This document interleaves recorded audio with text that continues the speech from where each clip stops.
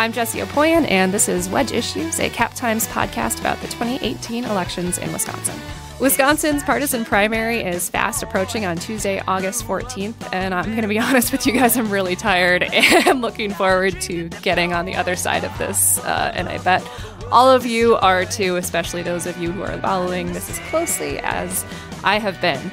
For my final interview before the primaries, I talked with Superintendent of Public Instruction Tony Evers. He is one of the 8 Democrats running for governor. He's been leading in just about every poll we've seen measuring the Democratic primary field.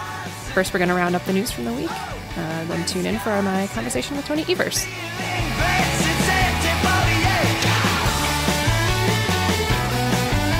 All right, joining me this week, we've got Jason Joyce and Eric Lawrenson tripling up because I've been on the road during the week working on a story, and I'm really tired, and I have no idea what's going on.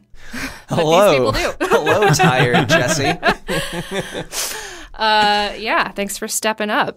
There was a debate in Madison. All of the gubernatorial Democratic candidates, except for Malin Mitchell, were here in Madison earlier this week, and I was not. But Jason, you were. I was. It was quite an event. There were the fans or the spectators just The fans, right? There was some fan-like behavior there, but they crowded Madison Central Library. It was a hot ticket to get in. They filled the room to capacity, and I'm told that they even filled the overflow room to capacity. So Wow. people just straight up turned away. And a lot of folks are they're maybe down to 2 or 3, but they still haven't made the decision about who they're actually going to vote for in the primary. So we saw some people with notepads out last night taking notes, really trying to engage in the process, and hopefully, I suppose, in their minds, get to a point where they can go to the ballot box next Tuesday with some clear ideas of who they're supporting. So do you feel like listening to that debate, knowing we're less than a week away from the primary, do you feel like there were any discernible differences that may have helped someone decide? They were very much in agreement on a lot of things, which is a theme that we've heard so far. And they do make it a point, I feel, most of the candidates make it a point of supporting each other. You hear a lot of, amen or me too, and I agree with everyone up here and just want to add something. That's definitely a theme. It might just be that they're trying to separate themselves with their own personalities. We saw some of that last night. We saw a little bit of joking around. That's maybe the level that they're trying to connect with people at this point, like get to know me, like me, feel safe in voting for me. I will say the one exception to that broad rule of congeniality you observed seemed to be the case of Matt Flynn, the Milwaukee attorney, who went after Tony Evers, who's been leading in the polling that we've seen, implying that Evers' education budget was like Republican light and, taking what Evers described as cheap shots. Yeah, Matt Flynn has kind of been the one candidate who has been willing to go out a little bit more on a limb in terms of going after his fellow Democrats. And he's really zeroed in on Tony Evers in most of those arguments because Tony Evers has been the front runner. And Matt Flynn has tried to make the case that it's really a contest between the two of them. And he's called Tony Evers Republican light a couple times. And finally, it sounds like this time Tony Evers didn't really respond to that too kindly. Yeah, he immediately got up to rebut, said to Flynn, that he thought it was a cheap shot and that it came from someone he respected. So it got a little bit personal there for sure. When you talk to political insiders or those who are a little more tapped in, at least in the Madison area, you're hearing a lot that this is coming down more to Tony Evers and Kelda Roys or Malin Mitchell. And Matt Flynn, following the debate, took issue with that. He did an interview with the Associated Press where he said Kelda Roys and Malin Mitchell don't have a snowball's chance in hell of winning the nomination or winning against Scott Walker. And so far, it seems like all 3 of the candidates that Matt Flynn has gone after trying to avoid hitting back. I think there's a fine line to walk in terms of asserting yourself and being aggressive against what are your opponents right now, but are also the people whose supporters you're going to need and whose support you're going to need if you are the nominee going forward. So, all of this is leading up to the primary election, which is on Tuesday. It's not just the governor's race, although we're focusing on that in this conversation, but there's a Senate primary, Republican Senate primary between Leah Vukmir and Kevin Nicholson, and there are also a handful of legislative primaries depending on which part of the state you live in. Here in Madison, there's a pretty well-disputed assembly Democratic primary in the 77th district with 4 candidates, each one of them with their own constituency. Again, because of the sort of the Democratic nature of this city, there's not a ton of emphasis on the Republican Senate primary, but that is definitely taking sort of front stage in other parts of the state.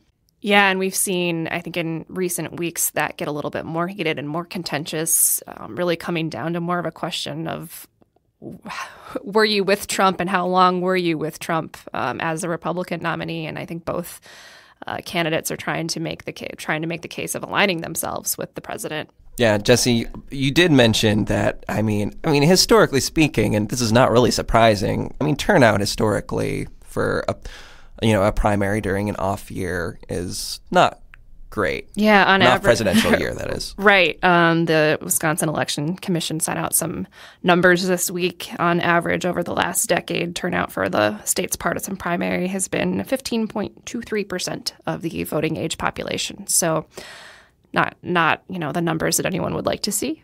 Probably the people who are listening to this particular podcast are the kind of people who show up in that 15.23%. But if you're not one of them, we hope to just remind everyone to go cast their vote on August 14th. The interesting thing about Madison, of course, is that if you are under the age of 25 in Madison, wouldn't you say this is a good generalization? You're moving that day. That is the day that That's right. all leases in Madison, by no reason other than it's just the way it is, come to an end on August 14th. They'll have to make a special schedule that day to swing by the polling Everyone place. take a second to just lock up that U-Haul, set down the packing tape. All right. Well, should we listen to Tony Evers? Let's. Wrap it up? Let's. Let's Looking do forward it. to it. Thanks for joining me, guys. Thank you. Thank you. Out in the country, back to a place he left behind. Let's start with a really easy question. Tell me why you're running for governor. Well, after I was reelected state superintendent a few years ago, I never thought I would be sitting here talking to anybody about running for governor. But it's clear that in order to ensure that our public education system thrived at a good level, that I just couldn't do it as state superintendent. And the governor gets 90% of any governor, Republican or Democrat, gets 90% of their budget passed. And so I thought, if I really want to make a difference, and I always believe that all the issues around state government and the state really do revolve around education as a starting block. So whatever is good for kids is good for our economy and especially our democracy. And I felt that was under threat, so it was time to move to the next level. What do you think sets you apart from your opponents besides the fact that you are leading in polls right now? Yes, well, that's an important but you one. can talk about that too. Yeah, that's an important one. But I think, first of all, I'm a statewide candidate. And last time, I've won 3 times. Last time I won with 70% of the vote and won 70 of 72 counties, even almost won in Waukesha County and won in Ozaukee County. So people understand who I am, and they've been supportive of me. The other thing that's really important that I think separates me from the rest of the group is that, and first of all, the rest of the group are great people. I would never belittle or diss any of them. But I've lived primarily, my wife and I have lived and our kids all across central Wisconsin. And that's an important part of the state. People know me there, from Tomah to Oakfield to the Fox Valley. And that's a lot of the people in this race, or that vote in not only the primary but the general election, are from central Wisconsin. We need to win those races and in those counties. And I've won, going back to the 70 of 72 counties, I've never lost a county in northern or central Wisconsin, never. The last thing, frankly, is around making sure that the next governor is able to be governor on day one. I've run things, whether it's schools or school districts. I'm now in charge of an agency that is ultimately responsible for 860,000 kids and 100,000 adults that work with them. I know state government, and there will be no assembly required on me from day one. The elections that you've run in are obviously different than running in a gubernatorial race, both in turnout and just the way that you have to run a campaign. But why do you think that you have had as much success as you have winning in a pretty polarized state? Yeah. And I think there are certain issues that thread the needle, and education is certainly one of them. Over the last 4 general elections, there have been well over 1 million people that have actually voted to increase taxes on themselves for the schools. That means, A, they support their schools, and more importantly, B, the state's not doing their job as far as funding schools. But half of those people, at least half of them, voted for Donald Trump. So education it's around Wisconsin values. It's not around Democratic values or Republican values. It's around Wisconsin values. And I think you can say that about lots of other issues, whether it's natural resources in the state, our water use, whether it's around health care, whether it's around infrastructure. I mean, I'll just use that as an example. Every place I go in the state, people are really annoyed about the state of their infrastructure, whether it's internet, roads, self-service, you name it. And I can tell you that it's not just Democrats that care about that stuff. It's Republicans and independents too. So I think yes, name recognition is important. I think people, by and large, feel I've done a good job as state superintendent, but they also understand how important these values are to our state, and that crosses all sorts of divides. So talk to me a little bit about your background before politics. Okay. You were an educator for a long time, and I thought you were going to ask me about when I was a child. Well, I mean, if you we can dig deep. We can start. No. No, I mean, you grew up in Plymouth, right? Yeah. You were an educator. You've worked throughout the state, Right. But how did all of that come together to get you where you are now? It's a great question. I do take it back to when I was a child, actually. My father was a physician, but he worked for Sheboygan County, and he ran a tuberculosis sanatorium. And we actually lived on the grounds. And back then, he was the only physician for hundreds of patients, and he saw every patient every day. And I really learned a solid lesson around the issue of social justice and dealing with people's needs. And so that was a great experience for me. And my mother was kind of cut out of the same cloth. And so that was my upbringing. From there, education was a natural way to address social justice issues. And that's what brought me to become an educator.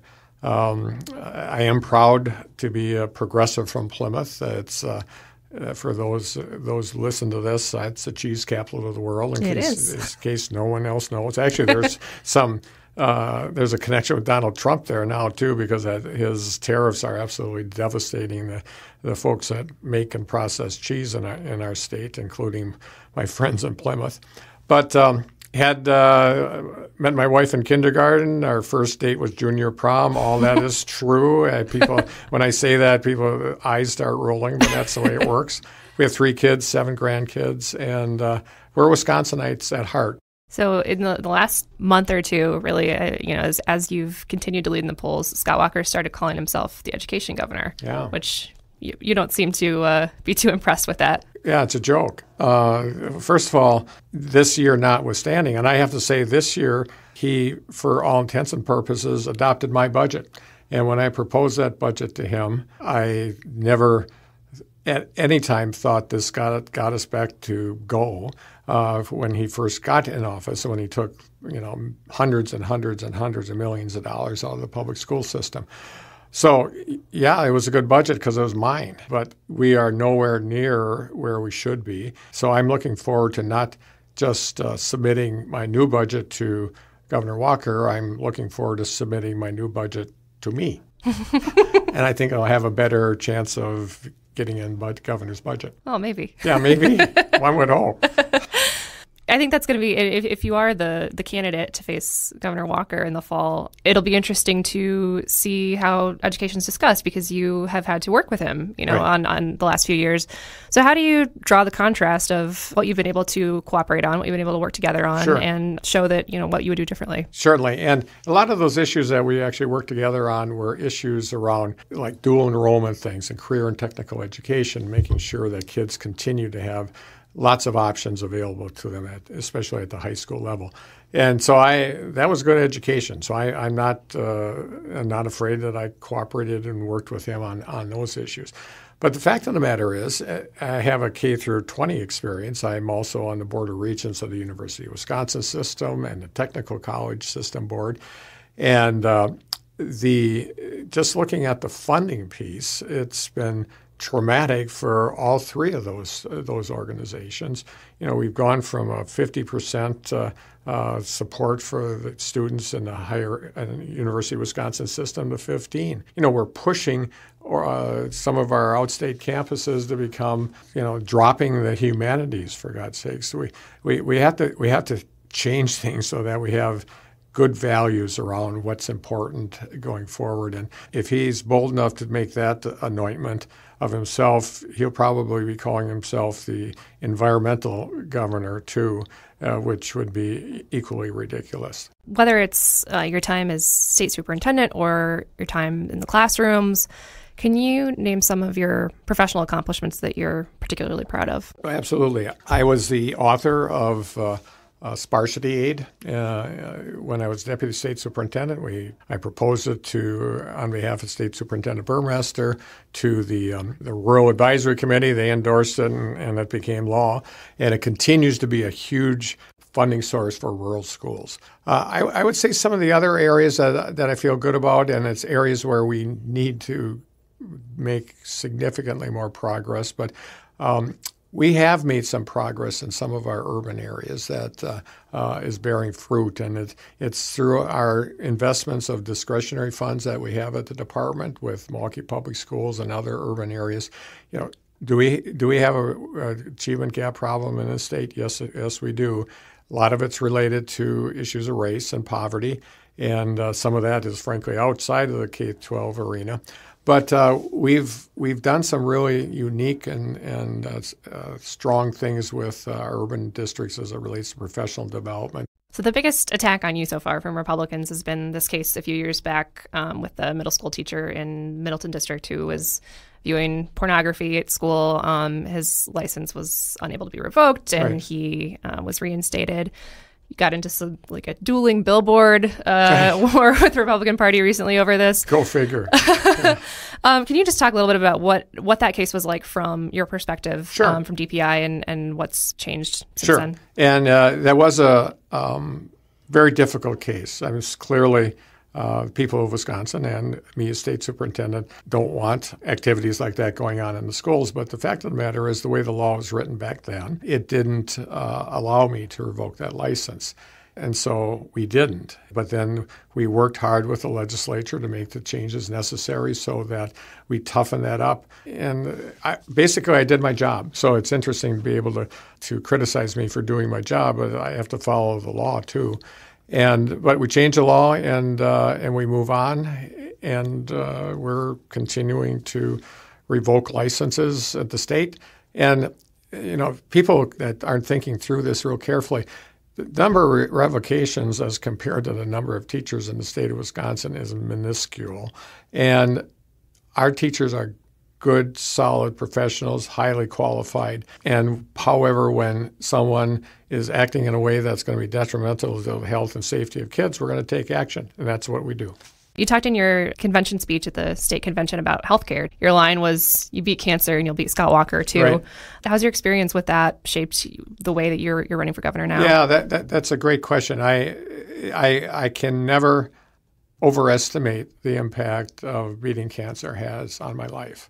I had esophageal cancer and had great health care. That's one of the fortunate things in our lives, that my personal life, is that I have good health care plans. But I had great doctors. They got it early. They did what they had to do to fix me. And I feel it, but it does give you a different view of life. Esophageal cancer is a pretty dangerous thing, and I was able to beat it. And it's not that I wasn't a risk taker before, but I'm certainly less risk averse than I have been. And it played a role. It played a huge role. And the idea, it goes into the healthcare arena when we talk about pre-existing conditions and how, if somebody has a pre-existing condition, which I would fall into that category, how in the world would we deny people with those conditions either good health care or jack up their premiums because of that? That it's a right. Healthcare, it's good healthcare is a right. I watched my father practice that for many, many years, and we have to get our state and our country in a place where everybody is getting the best health care possible. And what we can do as a state level is clearly, take the Medicaid money. There's a reason that Affordable Care Act is half the cost in Minnesota than it is here. And it's because Walker decided not to take the money, not to take the exchanges. The things that have been done, frankly, have cost us money that we could be using Medicaid money for, and then therefore it's not going to schools or roads or other things that are important. So his decision-making around this issue has been traumatic, to say the least. So if you are elected, what are your top policy priorities? Clearly, and this won't be any surprise to anybody, education is a top priority of mine, and we're going to do everything we can to change that outlook going forward, because it is the basis of our democracy in this state. But also a top priority of mine, and this is something I'd like to talk about even more, because we need to have some bipartisan wins in this state. People get engaged when they're polarized. There's no question about that. But at the end of the day, most people want something accomplished, and polarization usually doesn't allow that to happen. And I'll use roads for an example. Scott Walker is the only one that's kind of standing in the way to fixing our transportation issue. When we have studies showing that if we take every major road project that's in line to be fixed, it's going to take 70 years to get them done. And we'll be replacing the Marquette interchange at the same time. And we need money for mass transit. And we need money for people in small municipalities to fix their potholes. Those folks are represented by Republicans, and they get it. And there's been a reluctance to stand up to the governor and say, hey, we have bad roads. We don't want to take the asphalt off our roads and go to gravel roads. I can't imagine our state wanting the motto to be, move to Wisconsin, you can drive on gravel roads again. I think transportation issues are something that we can do bipartisan. I think there's other things we can do in a bipartisan way. People want to make sure that their water that they drink is drinkable. And we need to balance the needs of the business world with the needs of our kids and our families who are drinking water that is not drinkable. So I just think there are some things that are really critical that we can have a win. And the people of Wisconsin want that. I know people love to be polarized.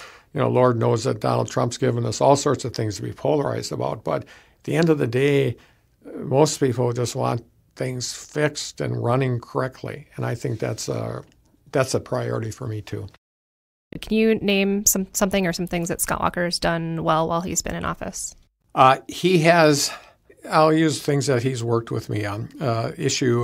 I'll use dual enrollment, for example. And I think dual enrollment has some really obvious benefits. It makes education cheaper for young people as they move into higher education, get credit at the high school level and at the secondary level. He and I have worked on that hard, and we message around that a lot. I think that's a win, and I give him credit around that, although I was involved with that. But by and large, his record has been from day one, and that's where things, frankly, went off the rails. Not just the railroad money we gave up. But when he's talking early on to one of his supporters saying, we're going to divide and conquer this state, that is just BS. I mean, we cannot afford in this state to say we're going to pit people against each other in order to accomplish things. That that tainted just about everything he did going forward. That was a bad move on his part, and I just don't see how we can get out from underneath that without defeating it.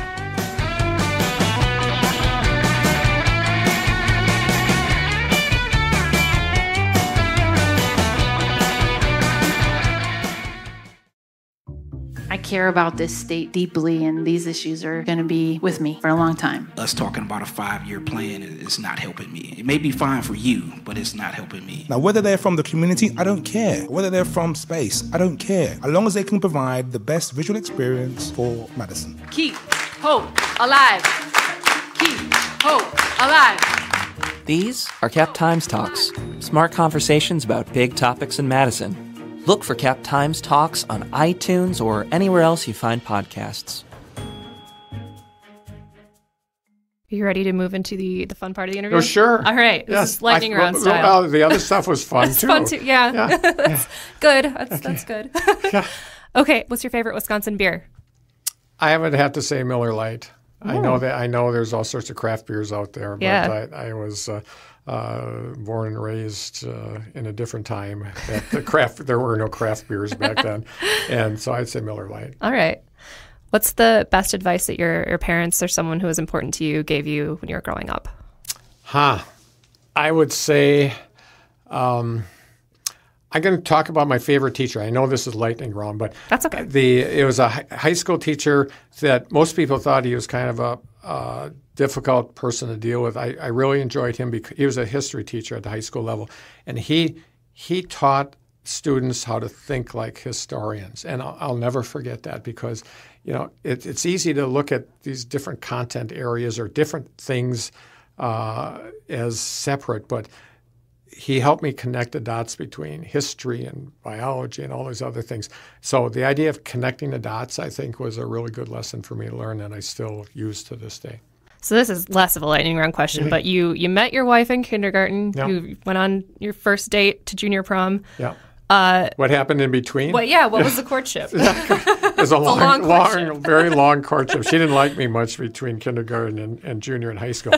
Well, we went to school together with all the same kids.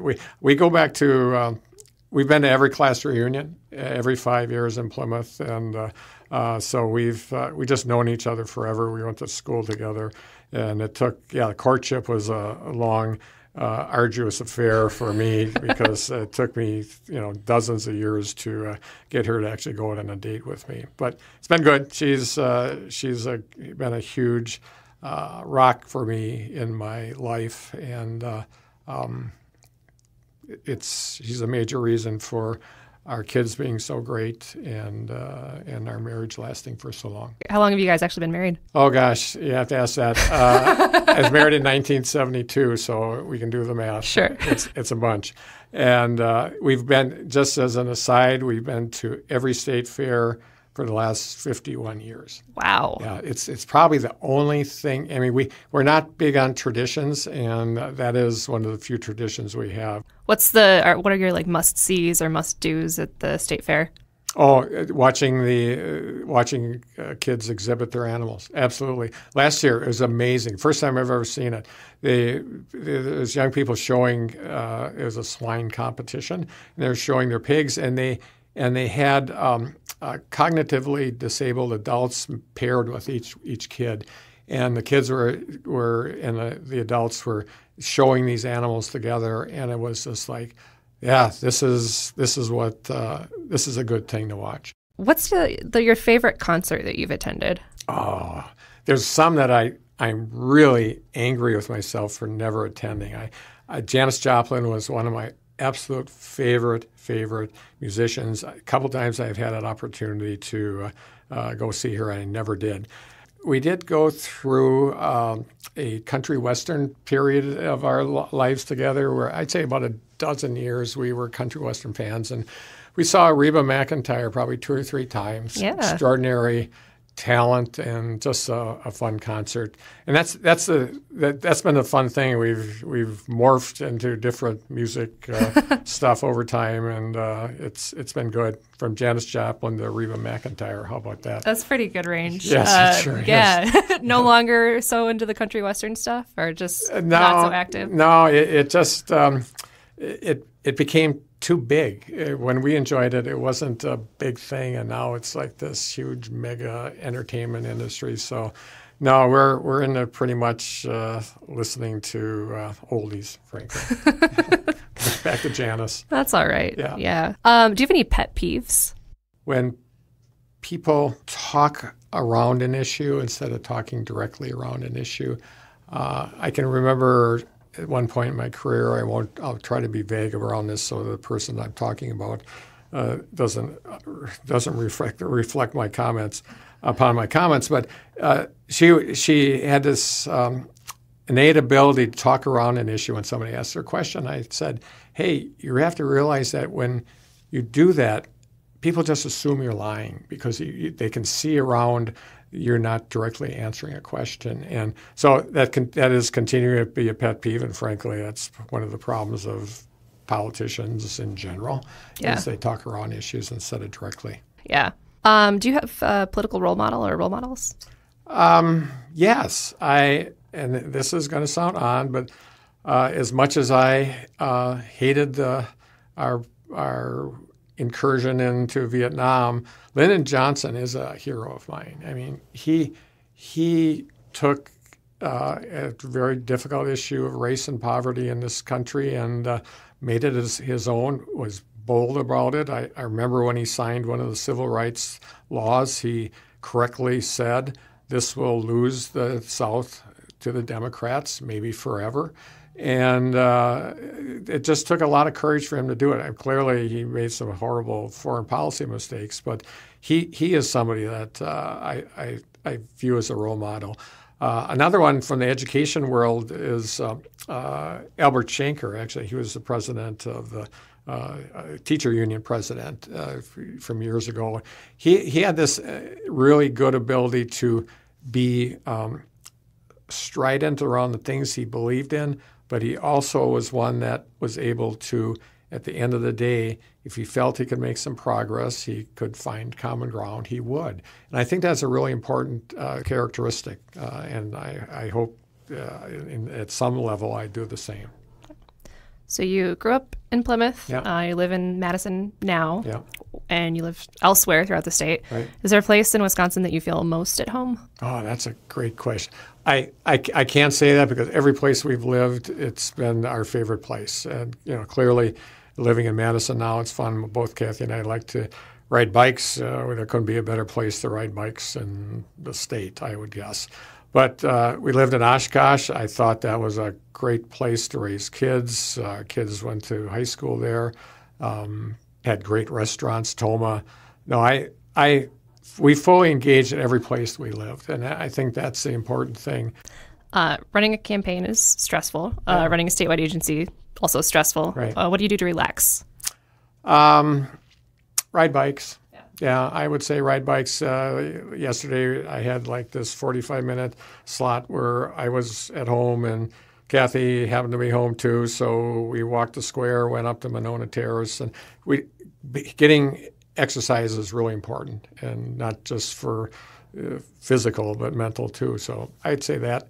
I'm an avid reader of trashy junk novels. I've had to cut back on that just because that folds into my sleep time, which is kind of precious too. But yes, I love spy novels. I read them. It's nice to kind of be brain dead for a short period of time, and that helps to refresh me. That's good. Give me some examples. BookBub. I don't know if you've ever heard of BookBub. Mm-mm. It's you tell them what you like, okay, and and they sell you Kindle books for 99 cents or free. So it gives you the level of the quality of it. It's trashy novels. I'm reading one now that somebody's trying to rescue somebody in North Korea, of all places, with a group of CIA people. And, of course, somebody's going to get killed. And so it's fun. It's a way to fall asleep at night. Yeah, a little escapism. Yeah. Yeah. If you had a Wisconsin bucket list, so something that is stereotypically associated with Wisconsin that you've never done or would like to do, what would that be? Oh gosh, we've done so much. Yeah. I would like to.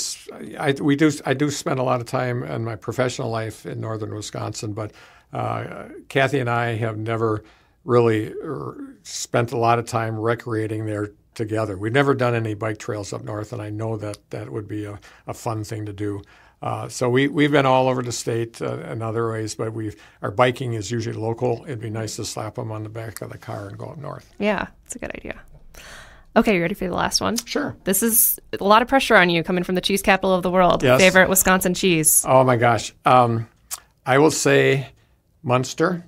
It is cheese that has great history here in Wisconsin, and it's something that melts great. So I would say Munster. I like all cheese. The story I have around cheese is that I hated it as a kid. What? I hated it until I started work. I worked in 3 separate cheese factories in Plymouth, and my high-level job was scraping mold off of cheese. And one time I was scraping about a 1/2 inch to 1 inch mold off of some sharp cheddar, and I thought, I got to try this. I might like. And I tried it, and I liked it, and I've been a cheese-crazed person ever since. So I started out hating it, and now it's a big part of my life. You saw the light. I saw the light. Yes, bring on the Munster. Perfect. Yeah. All right. Well, thanks for coming in. I will let you close us with any last words you'd like to leave people with. Yeah, well, the last words are this. I feel we are in a good position to win this race. But I also say that, and I have to give a salute to my fellow Democrats who are running. A lot of people say, oh, my God, it'd be great if there's fewer of you and so on. That doesn't make any difference to me. It makes it more complex, no question. It makes it more complex about raising money. But at the end of the day, Democrats, I think, are showing the state of Wisconsin what they stand for. And so I will be extremely proud if I win, and I believe at the end of the day I will persevere to represent not only them but the Democrats of the state and providing a great campaign going forward against Scott Walker that isn't just about beating the living daylights out of him. We've done that 3 times. We lost. We absolutely have to have a positive vision for the future based on some really important values that I talked about before. So I'm really looking forward to that race against Scott Walker. But I also have to say that this process during the primary has worked out to really raise issues to a different level. So I'm real happy about that.